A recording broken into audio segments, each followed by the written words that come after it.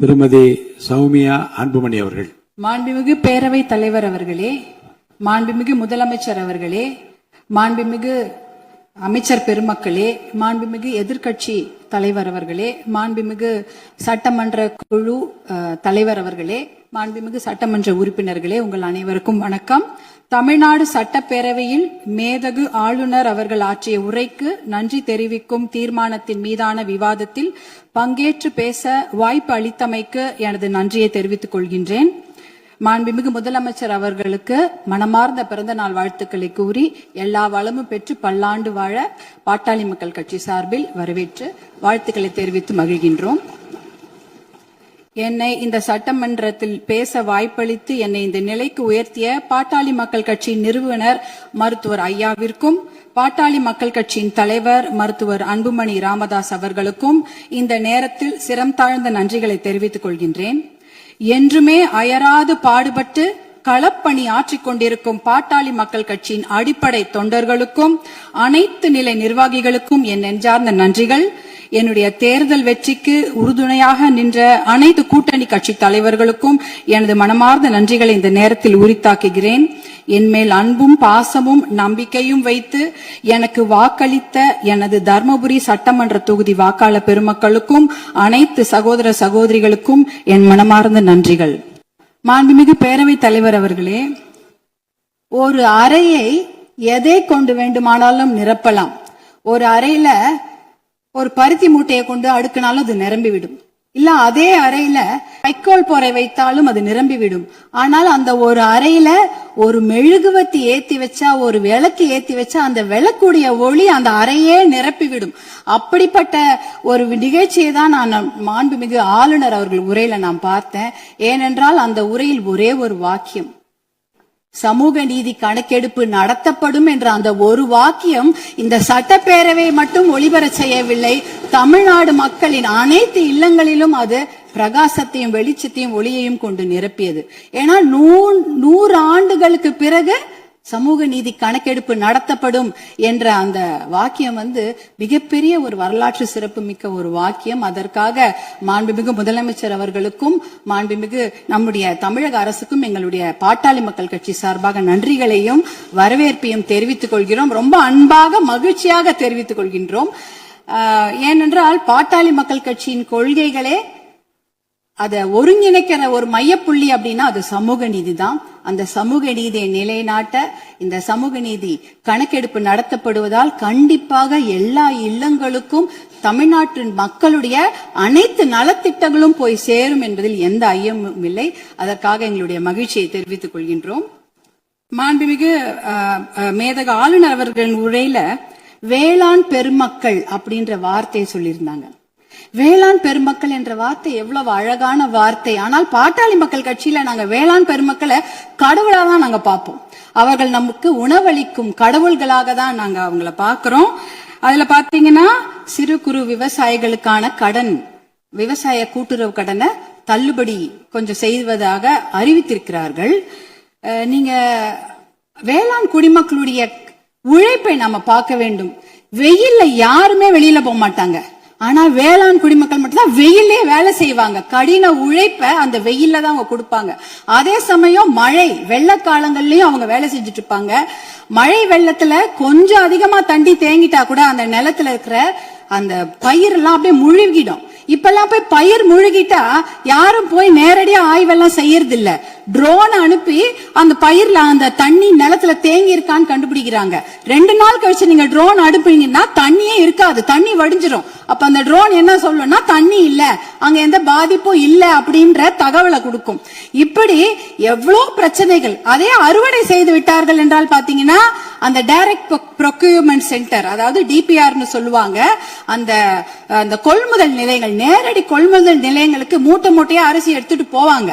ஆனா ஒரு கொள்முதல் நிலையங்கள்லயும் ஒரு நாளைக்கு இவ்வளவுதான் அரிசி எடுத்துக்க முடியும், இவ்வளவுதான் மூட்டை எடுத்துக்கொள்ள முடியும் என்ற அளவுகோல் இருக்கும்.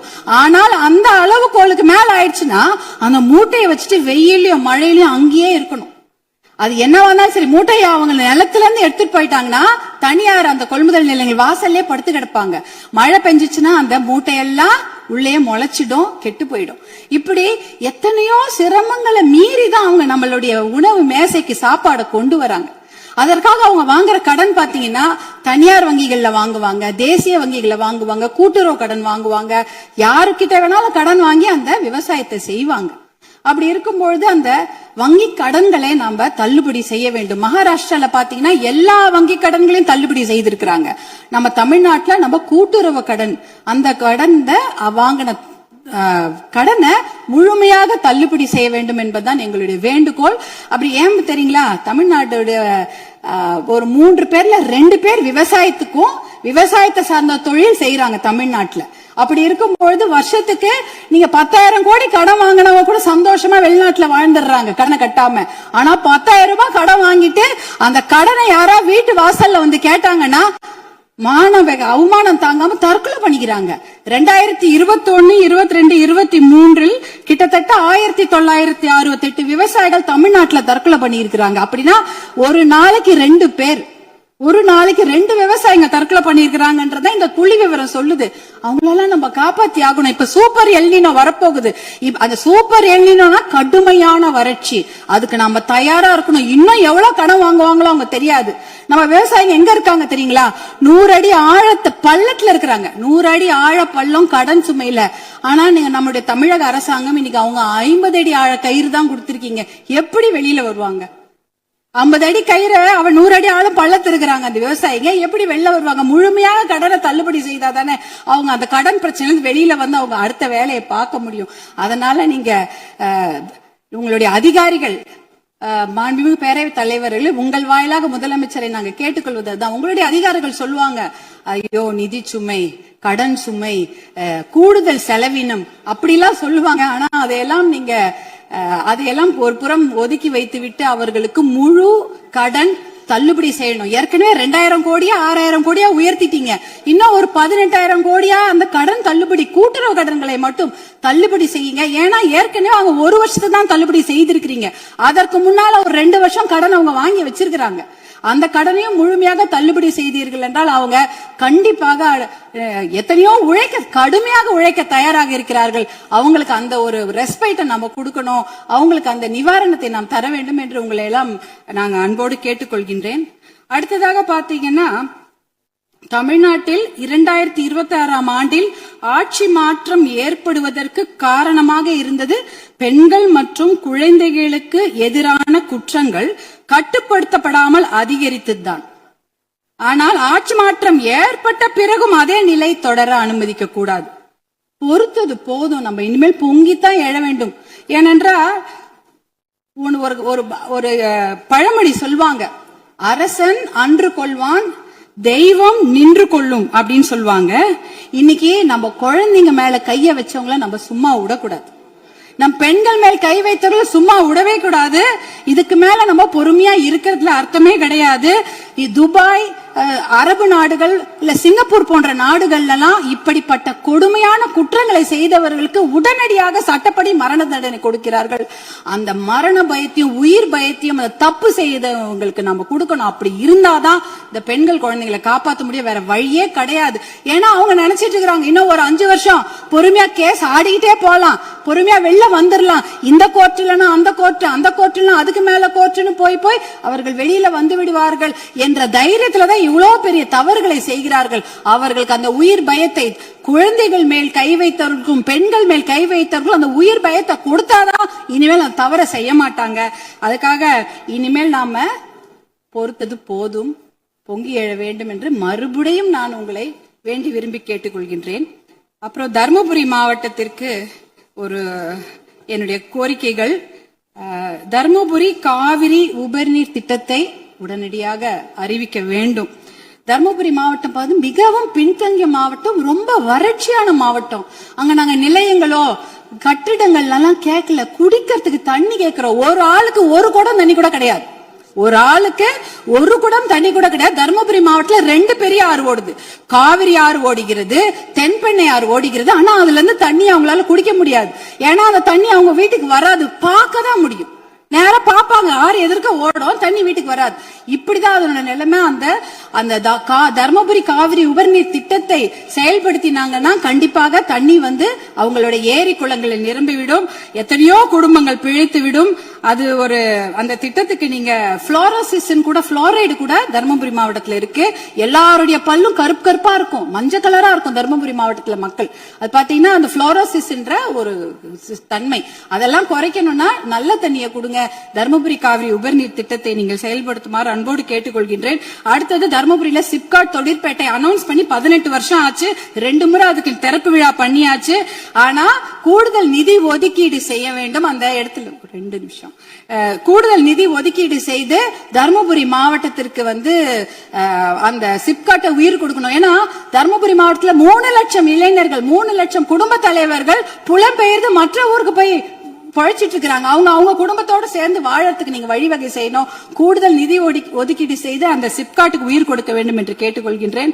அடுத்தது பாத்தீங்கன்னா தர்மபுரி மொரப்பூர் ரயில்வே திட்டம். சென்னையில இருந்து எல்லாரும் அவங்க ஊர் தலைநகருக்கும் மாவட்ட தலைநகருக்கு ட்ரெயின்ல போலாம். ஆனா எங்க ஊருக்கு மட்டும் போகவே முடியாது ட்ரெயின்ல. தர்மபுரிக்கு சென்னைக்கும் ட்ரெயின் கனெக்ஷன் கிடையாது. அதுனா மொரப்பூர்ல ஒரு பெரிய பிட்டு வந்து உடைஞ்சு போயிருக்குது. அதுக்காக பாட்டாளி மக்கள் கட்சி நாடாளுமன்ற உறுப்பினர்கள் 2004 இருந்து போராட்டம் பண்ணி 2019 அந்த திட்டத்துக்கு அனுமதி வாங்கி ஃபண்டும் வாங்கி கொடுத்துட்டாங்க. ஆனா நிலத்தை வாங்கி கொடுப்பதில் கொஞ்சம் நிறைய சிக்கல்கள் இருக்கு. 50% நிலம் மட்டும்தான் அதுக்கு ஒதுக்கீடு செய்திருக்கிறாங்க. அந்த திட்டத்தை விரைவாக செயல்படுத்த வேண்டும். அதற்கு நீங்கள் சிறப்பு கவனம் தமிழக அரசாங்கம் செய்ய வேண்டும் என்று உங்களை அன்போடு கேட்டுக்கொள்கின்றேன். வருமானம் இல்லன்னு நம்ம சொல்லிட்டு இருக்கிறோம். ஆனால் நிறைய நல்ல திட்டங்கள் இருக்கிறது. அதாவது பாலிசி டிசிஷன்ஸ் பண்ணாலே அந்த வருமானம் தேவை கிடையாது. இப்ப இளைஞர்களுக்கு வேலை வாய்ப்பு 75% நீங்கள் உறுதி செய்து விட்டீர்கள் தனியார் துறையில அப்படின்னு சொன்னீங்கன்னா, தனியார் துறையா அவங்களுக்கு வேலையை கொடுப்பாங்க. தமிழ்நாட்டு இளைஞர்களுக்கு வேலை கொடுக்கப்படும். இப்ப வேலையில்லா திண்டாட்டம் அதுவே குறைஞ்சிடும். அதே போல மாவட்டங்கள் அதிகமாக இருக்கிறது தமிழ்நாட்டுல. அதாவது அதை வந்து நம்ம மாவட்டங்களை பிரித்தால் ஒரு கொஞ்சமாக நிதி சுமை தான், ஆனா மாவட்டம் மிகப்பெரிய வளர்ச்சியை பெற்றுவிடும். அதே போல பில்ஃபரேஜ குறைக்கிறோம்ட்டு கவர்னருடைய ஆளுநர் உரையில இருந்தது. கனிம வள கொள்ளை வந்து தடுத்துட்டா 1.5 லட்சம் கோடி 2 லட்சம் கோடி ரூபாய் வருவாய் வந்து தமிழ்நாட்டுக்கு கிடைக்கும். அதே போல சேவை உரிமை பெறும் சட்டம் 21 மாநிலங்கள்ல இருக்கிறது. அது வந்து பொதுமக்களுடைய நலனுக்காக கொண்டு வரப்பட்டது. அது பாத்தீங்கன்னா அதனால எப்படின்னா எந்த ஒரு விஷயத்துக்காக பொதுமக்கள் அப்ளை பண்றாங்களோ உடனே வந்து சேர்ந்துரும், 1 பைசா செலவில்லாம. சேவை உரிமை சட்டம், லோக ஆயுக்தாவை பலப்படுத்த வேண்டும். இப்படி போன்ற பில்ஃபரேஜ்களை தடுத்தாலே தமிழ்நாட்டுக்கு வருவாய் ஏற்பட்டுவிடும். பாலிசி டிசிஷன்ஸ் பண்ணும்பொழுது எந்த ஒரு நிதி சுமையும் கிடையாது. இப்படிப்பட்ட திட்டங்களை எல்லாம் நீங்க கவர்னர் உரையில, அமைதக ஆளுநர் உரையில சிலவற்றை அறிவிப்பு செய்திருக்கிறீர்கள், சிலவற்றை அறிவிப்பு செய்யாமல் இருக்கிறீர்கள். அதையெல்லாம் கொண்டு வர வேண்டும் என்று உங்களை கேட்டுக்கொண்டு, எனக்கு இந்த வாய்ப்பை அளித்த பேரவைத் தலைவர் அவர்களுக்கும் மாண்புமிகு முதலமைச்சர் அவர்களுக்கும் எல்லோருக்கும் என்னுடைய சட்டமன்ற உறுப்பினர்கள் என் மனமார்ந்த நன்றியை தெரிவித்துக் கொள்கின்றேன். அவை முன்னவர் மாண்பு பேரவைத் தலைவர்களே, மாண்பு உறுப்பினர்கள் குறிப்பிடுகிற ரயில்வே திட்டத்திற்காக நிலமெடுப்பிலே தாமதம் ஏற்படுகிறது என்று சொன்னார்கள். அதற்காக தனி தாசில்தாரை விரைவாக நியமிக்கிறோம். விரைந்து அந்த பணிகள் நிறைவேற்றப்படும்.